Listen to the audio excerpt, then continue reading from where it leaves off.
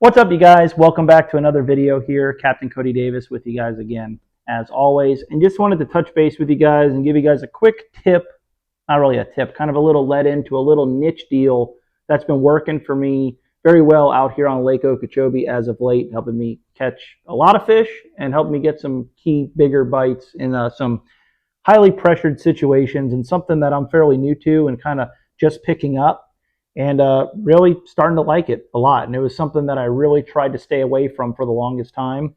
And it's a bait a lot of you guys used to ask me about who fish with me, and used to we'd always joke about it, how I stayed away from them.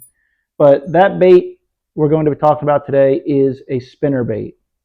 So um, this is something that's been helping me catch some really nice fish here over the last couple of weeks guiding. But a spinnerbait bite is something that's been really working very well out here on Lake Okeechobee over the last 4 months or so. There's a lot of people that are probably even going to be pissed that I'm making this video, but they'll be all right. I think, during the shad spawn, over the course of the summer, most of the time we're throwing either like a white Big Easy through the Kissimmee grass or a white half-ounce swim jig, because a lot of our, the shad spawn on the edge of the thick Kissimmee grass that borders the lake. The fish are in the middle of it. So being able to throw that swim jig through that grass, get the bite and get them out has been key, and a swim jig does a great job for that.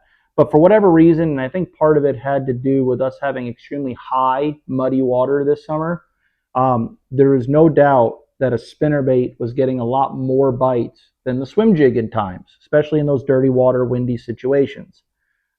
I still kind of strayed away from it. I did catch some fish. Customers of mine caught fish on a spinnerbait.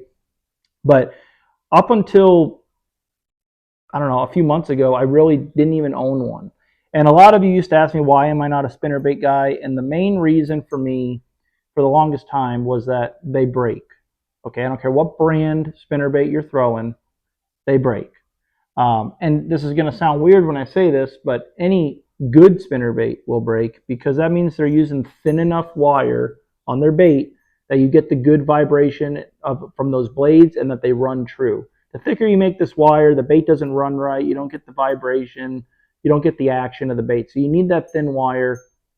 They break there. The wire will snap, or the head of the actual bait will get bored out where the wire goes in and it starts getting loose, and they just fall apart. So at the end of the day, I just never wanted to put myself, this is my snook fishing state of mind also that I've carried over to bass.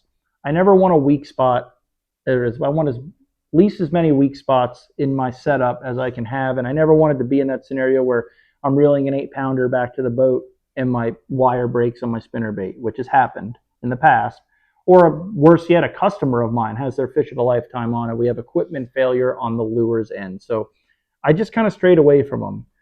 Well, I never down talked them. I never talked crap about spinnerbaits. I know they're a fish catching machine. You can cover a lot of water. You can get bites on them and fish them in certain areas and ways that you can't do with any other bait.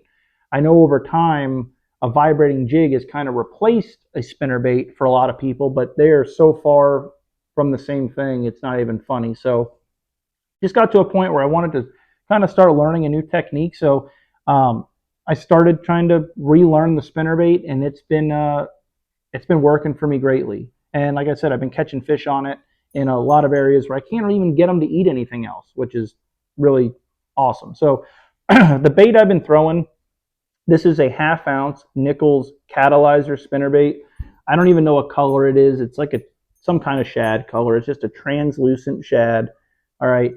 A white spinnerbait is a staple, but I just get to the one, white is just, it's white. It's almost too bright, too loud. I like my spinnerbaits to be a translucent, harder to see color, because those blades are already going to throw off plenty of flash, and they're going to be able to find the bait anyway. So when I get up close to it, I don't want them to get the best look, and I want it to look as natural as possible. So I believe this is some kind of Tennessee shad, but it's translucent silver, a little bit of white in there, some glitter, awesome color. This is kind of a simple little thing, but excuse me, something I really like about this bait also is I've never been a fan of throwing trailers on my spinnerbaits. adds more bulk, makes it a bigger profile, which isn't always bad, but for the times where I like throwing a spinnerbait, I want that smaller profile.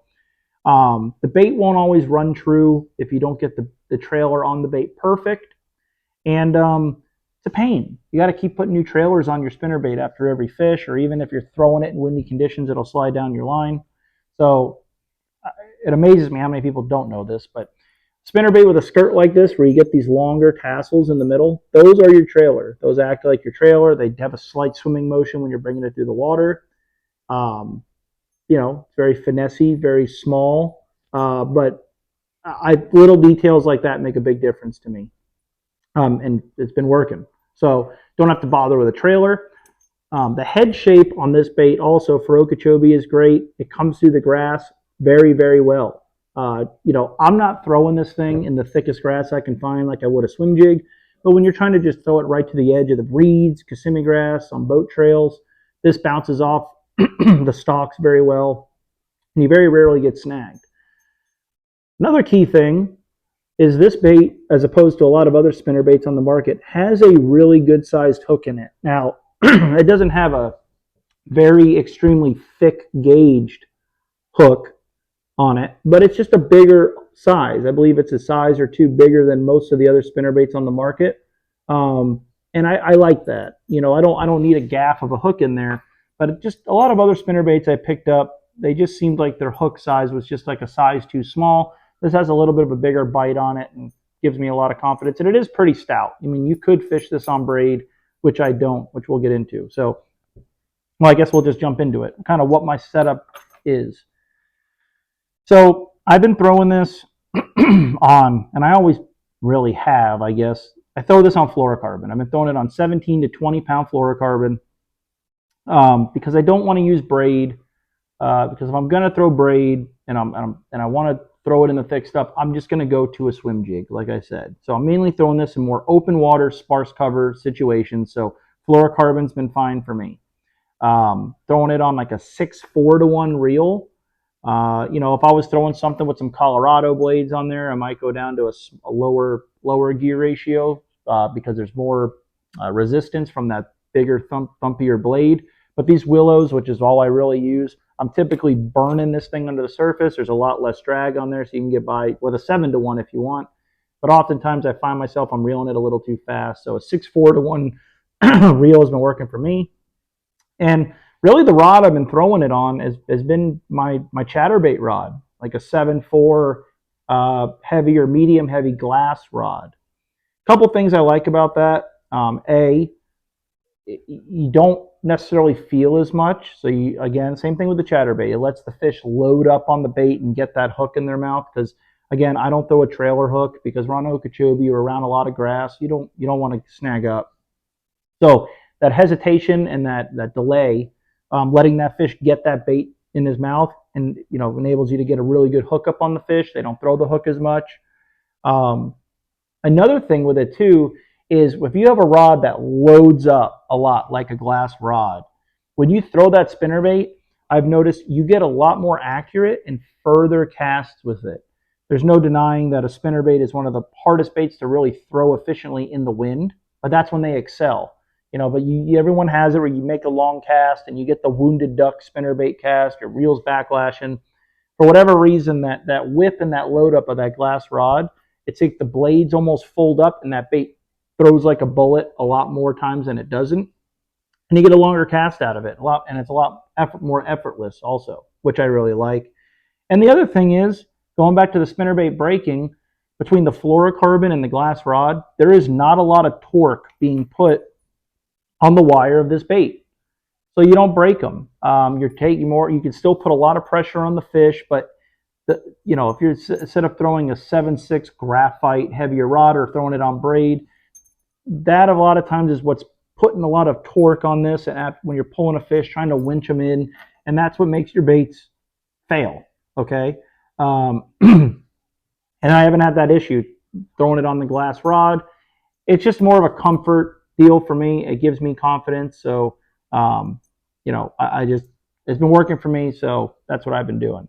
But for whatever reason, we've been dealing, our seasons are kind of running late on the lake right now, which is funny and backwards because we had such a hot spring that I thought our summertime patterns would really be coming earlier, but it seems like everything's later on the lake. And maybe that's because of the high water, I'm not sure. But as of the last couple weeks, schooling fish have been a big thing. We've been catching a lot of fish schooling.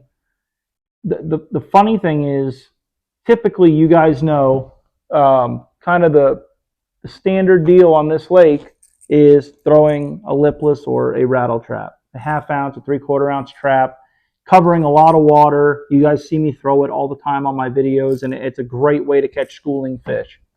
Not just for me, I'm talking almost everybody I've spoken to over the last month that's catching schoolers. These fish will not eat a rattle trap of any kind.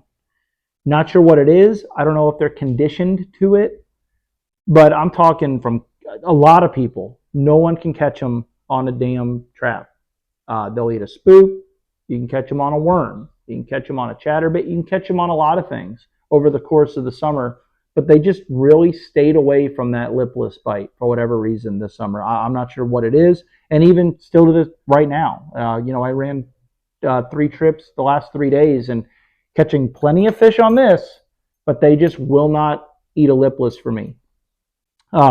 So a couple things, this deal does, I think kind of what's going on is maybe the fish are pressured. I don't know, but a lot of things you could do with this bait that you can't really do with a lot of other things is a lot of these fish are kind of more or less in open water or around some sparse grass.